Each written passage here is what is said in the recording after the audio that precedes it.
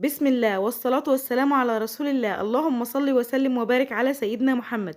صباح الأمل، صباح التفاؤل، صباحكم مشرق بنور الله إن شاء الله.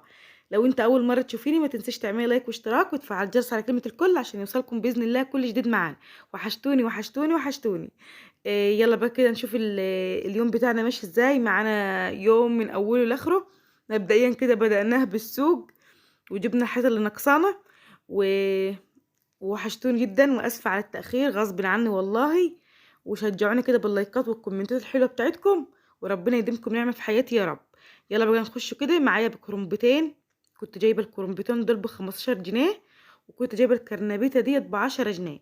طبعا الفيديو ده متاخر معايا، بقاله اسبوع معايا وما كنتش عارفه انزل بسبب انقطاع النت، ربنا يهديهولنا يعني كده.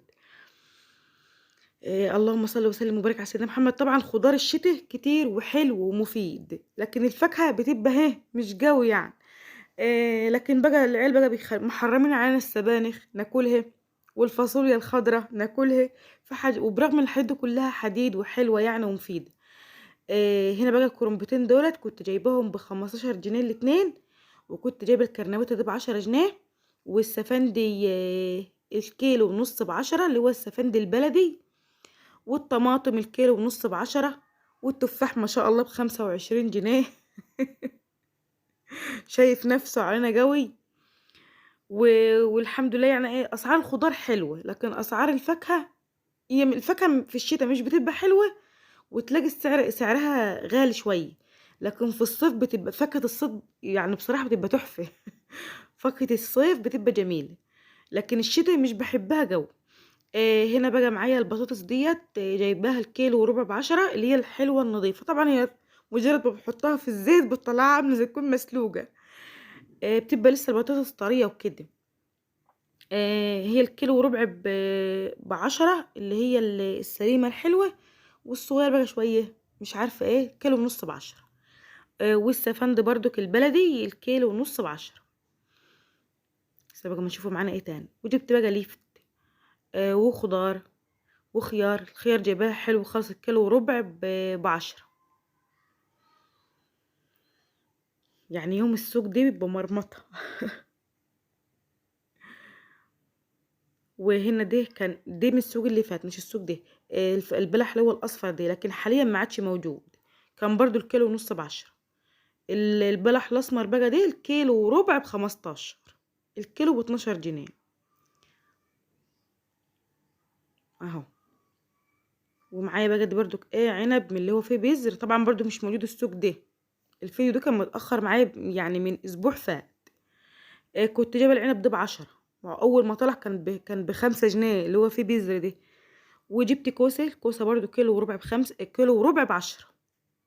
هو مفيش حاجه ب5 اصلا. هو كله 10 15 25. الموز برضو ب12 جنيه. إيه حط لي برضو كيلو وربع كده ب15.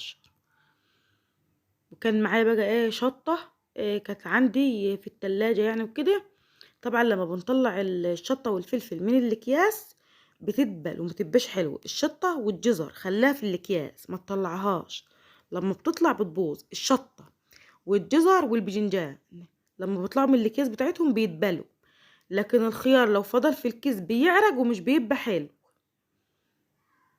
هرص بقى كل الحاجات واحطها. كنت جايبه كاكا بس كانت مستويه معايا على ما وصلت بيها يعني. والليمون. الليمون بكام؟ النص كيلو بالربع. ايوه النص كيلو ب5 جنيه. والمطبخ بقى هنروجه وعندنا تصبين. يعني يوم طويل كده من اوله لاخره. انا بحط الهدوم في الغسالة تنزل الوساخة بتاعتها الاول بشوية مية، وبعد كده بقى بحط لها الاريال بقى وكده يعني واغسلها بقى تاني. قلت بقى وانا مشغلة فريحة كده اما اخرط بقى الليفت. طبعا الليفت انا بحب اجيب اللي هو الاحمر خالص. ما شاء الله بيخلي المية بتاعته حلوة وبيحمر كل اللي انت حطاه، يعني حتى خيار بيحمر كله بيحمر. وشطة وكده يعني. يعني الليفت بقى بحط عليه شطة خضرة، وبحط جزر، وبحط تاني. ولو عنده كرنب قلب الكرنب باخده واحطه كده يعني. بشكله، ما بحبوش يكون لفت صافي كده. هلم بقى كده في ريحي. كان يوم طويل.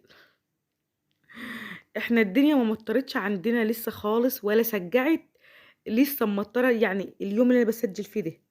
ومسجعه فيه. غير كده كنا مصيفين والله. ولا مطرت ولا اي حاجه خالص ولا سجعه ولا حاجه خالص.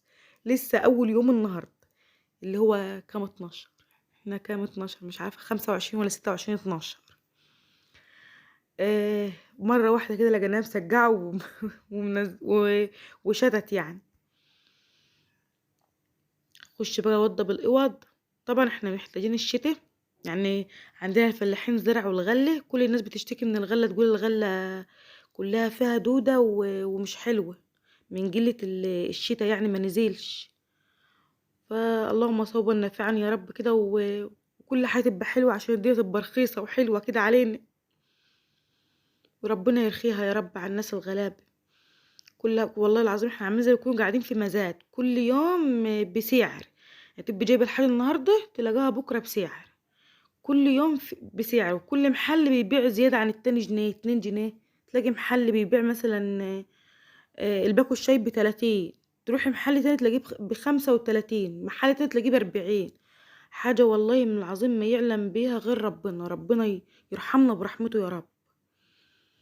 والله احنا ما احنا عايزين اي يعني واحده بتقول في السوق طلعي الفلوس اللي معاكي كده. يعني بتقول لي واحده مش ليا يعني. قلت لها والله معايا حد معاه فلوس تحت البلاطه والكلام ده. الناس دلوقتي عايزه الساتر وتصرف على اولادها مش اكتر.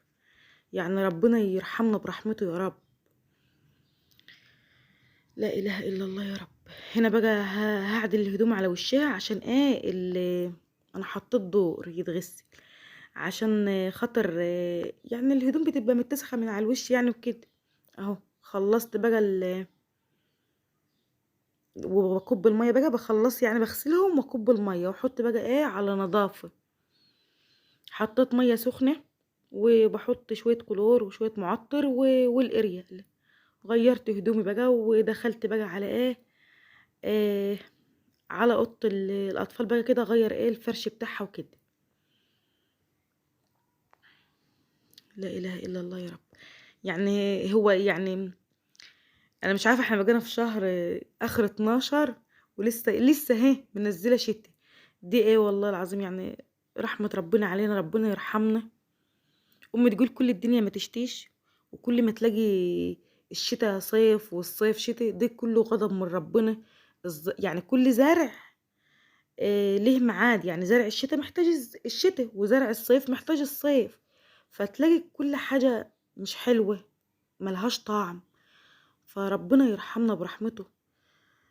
ويحنن قلوب الناس كده على بعضها والناس تبطل كلام على بعضها وربنا يعدينا من الدنيا بجد على خير يعني. والناس تحب بعضها بأمانة يعني. اقسم بالله اقسم بالله انا ما في قلبي ذرة كره لحد. والله والله بالله وحياة ولادي ما بعرف اكره حد. ولا في يعني ولا في قلبي كره من حد. حتى لو حد زعلانه منه مش بعرف اضحك في وشه ولا بعرف اكلمه طول ما انا قلبي زعلان منه. ساعة ما الاقي نفسي ركت كده اجي مكلماه لوحدي. خلاص مجرد ما يعني نسيت خلاص. انا نسيت خلاص. لكن لما يبقى زعلانه كده ما اعرفش اضحك كده في وش حد كده يعني.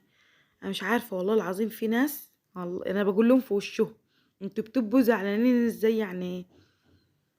من بعض وتكلموا بعض على غش كده وتضحكوا مع بعض. يا اختي مشي حالك مشي حالك ايه. انا مش عارفه والله. مشي حالك ايه رخرة امي والله عاوزين تقول لي عاوزين تقول لي كده. انت مش هتنفعي في الدنيا لازم انت تتعلمي كل حاجه. تعلمي الكذب وتعلمي النفاق. والصراحه مش بتنفع. اقول لها ما اعرفش امشي الا بالصراحه والله.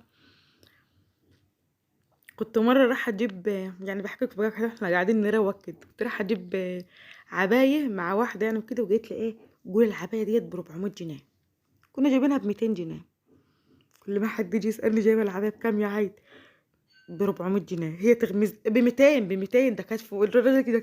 كان بيقول ب400 واحنا خدناها ب200. بعد شويه على منسي اي حد يسالني العبايه دي جايباها بجد ايه. ب400 جنيه، ما اعرفش. قلت له الله يخرب بيتك، ما حدش يعمل حاجه قدامك. طب انت بتكدبي ليه؟ تقولي كده عشان الباقي هاخده مش هديهولهم تاني. ما بعرفش والله، ما بعرفش، على طبيعتي خالص. هنا بقى ايه، عدلت بقى اللي فرشت وسند بقى محيران. اللي وش المرتبه بتاعتي باظ، عايزه اعملها كسوه، بس قبل ما اعملها كسوه عايزه اشوف كده ينفع اوديها المصنع تاني يعملوا لي كفر لها على المرتبه نفسها ولا ايه. عايزه بسال الراجل اللي انا جايباها منه كده، هي بقى لها 10 سنين والله كتر خيرها يعني. خلصت بقى ودخلت بقى على الايه، على الاوضه التانية. والله انت وحشتوني ووحشني الكلام معاكوا خالص. لا اله الا الله يا رب، يا كريم يا رب. هنا بقى جت ايه موزعه سند، مش عارفه وديتها فين. بحب بقى احط البطانيه كده، بقسمها 2 وخلاص، واجي احطها على السرير. تيجي بقى تستغطي ولا تفكي ولا تعملي، خش تحت البطانيه بسهوله على طول. والله ايام ما كنت بعمل يعني دي من اسبوع، كانت الدنيا حر خالص. انا قاعده اقول هي الدنيا هتشتي امتى، هي هتسجع امتى، احنا بقينا في شهر 12 ومفيش اي حاجه خالص. هبدا بقى ان شاء الله بقى افرش معاكم الحافظات وكده، لاني بقى لقيت النهارده ايه، اللجيسه مرصرصه مرصرصه. هنا كنت خلصت تصبيل، ودي كان اخر الدور. طبعا انا بغسل بميه سخنه سواء صيف او شتاء، الميه سخنه نار، ما اناش عارفه اطلع منها الهدوم بنزلها من السخان تغلي. رخرة الهدوم بتبقى ايه ما شاء الله، تشف وترف. هنا بقى نشرت. شوف الشمس، يا سلام اتحرمت انا بالشمس دي. الدنيا ما بقالها يومين ما الشمس ما طلعتش. خلصت بقى كده وجبت ايه، وجبت السمك. تعالوا نخشوا على السمك، وما ادراك ما السمك. ده كلته احنا يوم السوق اللي هو بيبقى عندنا يوم السبت. آه العصابة جات. هو ما يعرفوش ان انا مشغله الكاميرا اصلا، ما بتبانش اذا كنت انت مشغله ولا مش مشغله، اللي مشغله ولا بيبقى عارف. هنا قعدت بقى انضف السمك، قالوا لي لو شويت السمك ما احناش واكلينه. يا بنتي نشوه، قالت لي لا لو شويتيه ما احناش واكلينه. هنضف بقى السمك وسندي، يا سلام عليها مثقفه. البت يعني لسه ما راحتش الحضانه ومثقفه، جايبه القلم وقاعده تكتب. ودي بتعارك معايا اكيد على حاجه كان عاوز. نضفت السمك ودخلت دخلت المطبخ بقى، عملت خيار وعملت اسمه ده، اسمه ايه، وكرنب. بقلب الكرنب خدته، وهحط بقى معلقتين هرسة شطة. طبعا انا مش مكترها الملح في هرسة الشطة دي خالص، النوبة كنت كل مرة بكتر فيها الملح، النوبة دي ما كترتش فيها الملح.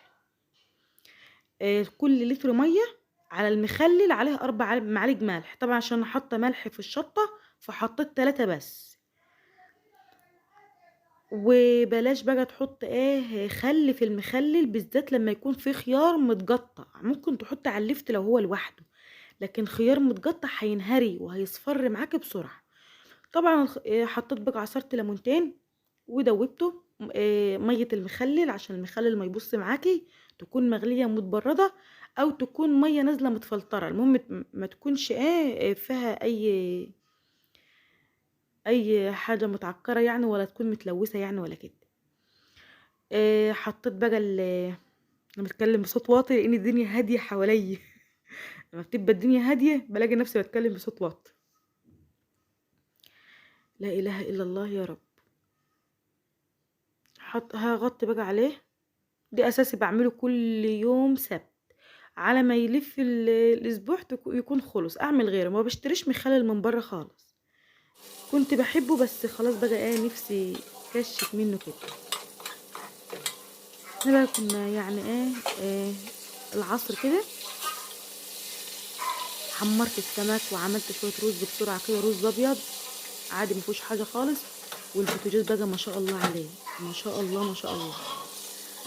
انا سايباه كده بمزاج لاني كنت عايزه اعمل كنت عايزه اشيل البوتاجاز واغسل وراه وكده، بس رجعت والله غسلته وما كملت. هنتغدى بقى وعملت سلطه ولميت الهدوم في نفس اليوم. شوفوا انا شاطره ازاي. ان الشمس كانت طالعه. لميت الهدوم بقى وهطبقها بالمره. وساند بقى ربنا هداها ونامت. هنا كنا المغرب، كنا المغرب بالظبط. ما تنسوش تحطوا لايك. ربنا يديمكم نعمه في حياتي يا رب، ويقدرني كده ان انا انزل فيديوهات كل يوم، لان النت بصراحه والله العظيم مدوخنا خالص. امي بتقول لهم والله العظيم ان ما شغلتوا لنا النت انا مش، انا هعمل فيكم ايه، اروح اشتكي مين؟ احنا الشركه نفسها يعني زهقوا من كتر الشكاوي. على طول عندنا مشكله في المنطقه اللي احنا فيها يعني. مش احنا لوحدنا يعني، المنطقه بحالها بتشتكي، ما نعرفوش فيها ايه. طبقت بقى الهدوم و... وخلاص بقى ربنا يعيننا بقى على سهرتي بقى مع اولادي. طلعوا عينيا بالليل. انا ببقى مرتاحه من النوم بالنهار والله، في الدروس والمدارس وكده ببقى مرتاحه بيه من النوم. اتمنى الفيديو تكون بتعجبكم. استودعتكم لله، والسلام عليكم ورحمه الله وبركاته.